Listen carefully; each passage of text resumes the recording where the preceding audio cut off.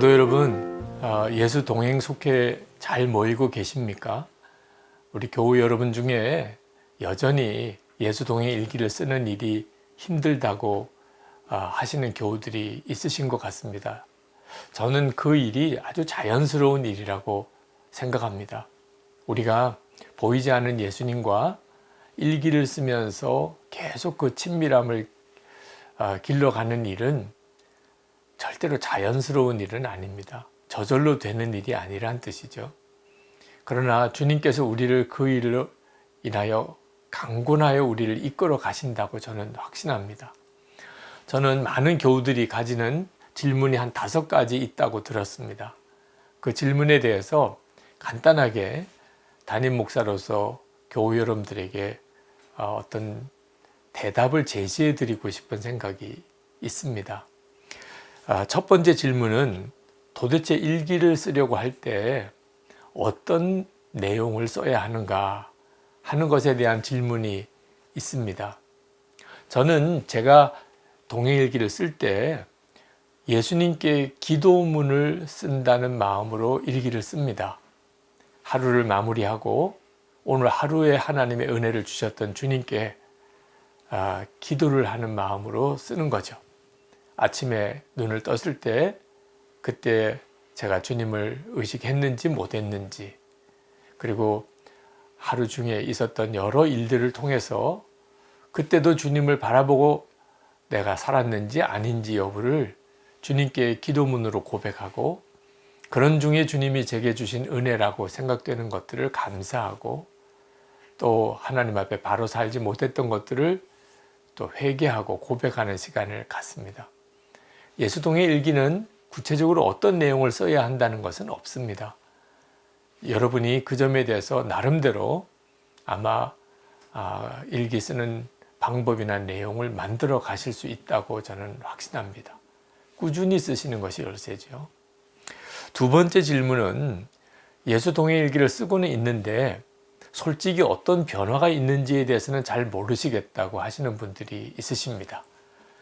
뚜렷한 변화가 막 나타나면 일기 쓰는 재미도 있을 텐데 그냥 똑같은 일기를 계속 쓰는 것뿐이지 어떤 변화가 없다고 생각될 때는 일기를 쓰고자 하는 어떤 동기가 사라지게 될 수도 있겠죠. 근데 꼭 한번 주목해 보시기 바랍니다. 우리가 예수 동행일기를 쓰려고 하는 가장 중요한 목적은 예수님을 늘 의식하고 살 수 있는 데 있습니다. 처음에는 예수님을 생각해 보려고 애를 쓰는 차원이 됩니다. 누구나 다. 왜냐하면 늘 잊어버리고 살기 때문에 그렇습니다. 그래서 일기를 쓸 때 가장 중요한 변화는 예수님이 항상 생각이 나게 되는가 하는 겁니다. 그러다 보면 어느 순간에 전에하고는 비교할 수 없을 정도로 예수님을 생각하고 사는 시간이 많아지는 것을 알게 됩니다. 그리고 그 다음 단계에는 주님이 나와 함께 계시는 것이 믿어지는 거죠. 주님을 늘 의식하고 있는 자기를 보게 됩니다. 저는 이것이 가장 놀라운 변화라고 생각합니다. 그때부터 우리의 말과 행동에 변화가 오기 시작합니다. 내가 어떤 변화를 기대할 때 어떻게 변화가 시작되는지를 잘 알 필요가 있습니다. 주님을 의식하게 되니까, 주님이 함께 계시는 게 믿어지니까, 그러니까 말이나 행동이 달라지는 거죠. 이 일은 정말 놀라운 성령의 역사입니다. 성령님이 아니면 절대 그런 일이 일어날 수 없기 때문이죠. 여러분의 가정에 눈에 보이게 어떤 변화가 일어나거나 여러분의 일터에서 어떤 역사가 일어나기 전에 먼저 여러분 안에서 예수님이 항상 생각나고 생각하게 되어지는 변화, 이것이 핵심입니다. 이 변화는 예수 동행일기를 써가는 동안에 누구나 다 경험하는 것입니다. 그때부터 주변 사람들로부터 여러분이 변화되었다는 이야기를 듣게 시작을 합니다. 당신이 달라진 것 같다는 말을 듣는 거죠. 이렇게 변화의 삶이 시작이 되고 이루어지게 되는 것입니다. 세 번째는 나눔 방에서 예수 동행일기를 공개하는 일이 어렵다고 생각하는 분들이 있으십니다. 혼자서 쓰라고 그러면 그나마 쓰겠는데 일기를 나누라고 하니까 참 일기 쓰기가 힘들다 말씀하시는 거예요. 이 일은 여행을 할 때 혼자 여행을 하는 것과 또는 누구와 함께 동행하며 여행을 하는 것 사이의 차이라고 생각이 듭니다. 어떤 때는 그냥 혼자서 여행하는 것이 편할 때가 있습니다. 누구의 간섭도 받지 않고 자유롭게 내가 떠나고 싶으면 떠나고 머물고 싶으면 머무는 거죠. 그러나 긴 여행이 될 때는 그렇지가 않습니다. 혼자서만의 여행을 아주 오래 해야 된다면 틀림없이 여행에 어려움을 겪습니다. 우리가 살아가는 삶은 아주 긴 여행입니다. 그 여행 중에는 반드시 좋은 여행의 동반자가 필요합니다. 동반자가 있으면 서로 신경을 써야 되지만 위로도 되고 서로 의지도 되고 어려울 때 도움도 되고 그리고 무엇보다도 함께하는 즐거움이 있게 되죠. 그러니까 동행의 길을 나누는 일을 어렵게만 생각하지 않게 되기를 바랍니다. 우리가 주님과 동행하기 전에 먼저 함께하는 성도를 더 먼저 의식하게 됩니다. 그래서 우리 자신을 지키게 되고 주님과 동행하는 삶을 꾸준히 연습해 나갈 수도 있게 되죠. 그리고 나중에는 주 안에서 하나님이 우리에게 허락하신 너무나 우리의 인생의 귀한 동반자를 만나게 됩니다. 하나님의 축복인 것이죠. 처음에 좀 불편하고 어색하다고 그래서 나눈 방을 소홀히 하면 결국은 우리의 인생의 여정을 홀로 살아야 되는 것 같은 삶을 살게 되는 거죠. 많은 성도들이 여기서 실족하게 되는 것을 봅니다. 네 번째는 예수 동행일기를 작성하는데 시간이 너무 많이 걸린다는 겁니다. 바쁜 일상 속에서 일기를 어떻게 작성을 해야 될까? 그런 질문이 있습니다. 저도 실제로 일기 쓰는 시간을 내는 일이 이제 저에게는 굉장히 중요한 시간이 되어서 때때로는 일기 쓰는 일이 부담이 되는 경우도 있습니다. 그러나 저는 이제 제 하루의 일과에 밥을 먹는 시간이 반드시 있듯이 일기를 쓰는 시간을 항상 확보해 두고 삽니다. 그러고 나면 바쁘다든지 부담이 된다든지 하는 생각이 없어집니다. 물론 밥을 먹어도 바쁘게 먹어야 될 때도 있긴 하지만 거의 끼니를 걸어가면서 무슨 일을 하게 되지는 않잖아요. 식사 시간은 반드시 지키고 운동하는 시간도 갖고 그렇게 살아야 삶이 균형이 잡히게 되고요. 꾸준히 지치지 않고 무너지지 않는 삶을 살잖아요. 예수 동행 일기도 일기 쓰는 시간을 하루 중에 반드시 확보하십시오. 그리고 나머지 시간을 쓰십시오. 그리고 짬짬이 메모를 꼭 하십시오. 하루를 지나고 난 다음에 하루 동안도 무슨 일이 있었는지 기억이 안 날 때가 있습니다.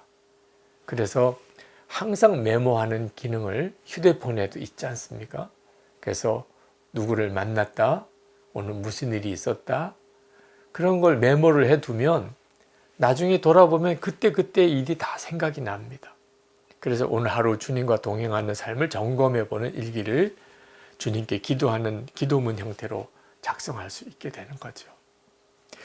끝으로 사람이 의식이 되어서 솔직히 쓰기 어렵다는 분들이 있으십니다. 혹시 내가 쓴 것으로 인해서 다른 사람이 실족하거나 시험 들면 어떻게 하나.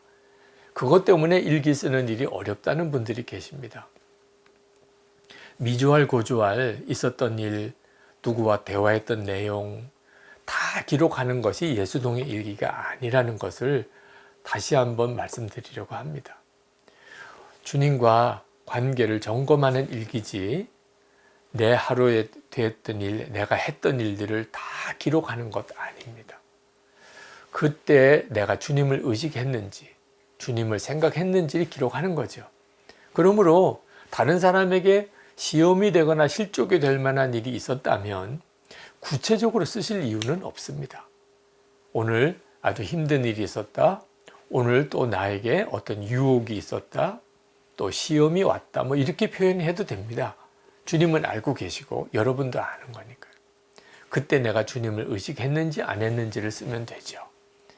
그러나 이제 어느 정도 서로를 지탱해 줄 수 있는 그런 신앙의 공동체가 나눈 방이 되었다고 판단되면 여러분의 내밀한 고백도 할 수 있습니다. 저는 어떤 문제도 서로 나누고 어떤 일이 있어도 서로 믿어주고 지켜주는 그런 공동체가 되도록 나눈 방을 성숙시켜 가기를 부탁을 드리고 싶습니다. 왜냐하면 그런 공동체가 여러분의 삶을 지켜주기 때문입니다. 꼭 좋은 사람들하고만 나눈 방을 가지려고는 하지 마시기 바랍니다. 하나님께서는 지금은 마음의 상처가 깊고 아직 성숙하지 못한 지체이지만 여러분과 함께 주 안에서 교제하는 동안에 아주 훌륭한 신앙의 동반자가 될 수 있는 사람들을 여러분에게 붙여주셨다고 믿으셔야 됩니다. 그래서 그 사람을 진심으로 여러분이 잘 섬겨주는 마음으로 여러분의 나눔 방의 지체들을 귀하게 여기면 반드시 그 사람을 통해서 여러분들이 큰 유익을 얻게 되는 때가 옵니다. 여러분, 지금 중국 교회는 예수님을 자유롭게 믿을 수 없는 그런 어려운 형편 속에 있습니다. 우리도 그런 때가 올 수도 있습니다. 예수님을 올바르게 믿기 힘든 상황이 언제든지 닥쳐올 수 있습니다. 우리의 시대의 상황은 영적으로 굉장히 악해지고 있음을 봅니다. 이런 때에 여러분이 진심으로 예수님 안에서 하나된 그런 신앙 공동체, 마음까지 하나가 된 신앙 공동체를 만약에 여러분이 지금 길러내지 못한다면 그 상황이 오게 될 때 여러분의 영혼을 지켜줄 수 있는 교회를 여러분이 가지지 못하고 있다는 것을 깨닫게 되고 그때서야 허둥지둥한다고 되어질 수도 없는 일입니다. 여러분, 지금부터 하나님께서 주님과 동행하는 운동을 함께하는 그런 삶을 살기를 힘쓰는 이들이 함께 있을 때 여러분이 마음을 열고 그리고 여러분의 마음까지 함께 나누는 예수님을 중심으로 하는 예수 동행 일기 나눔 방을 잘 길러가시기를 진심으로 축복합니다.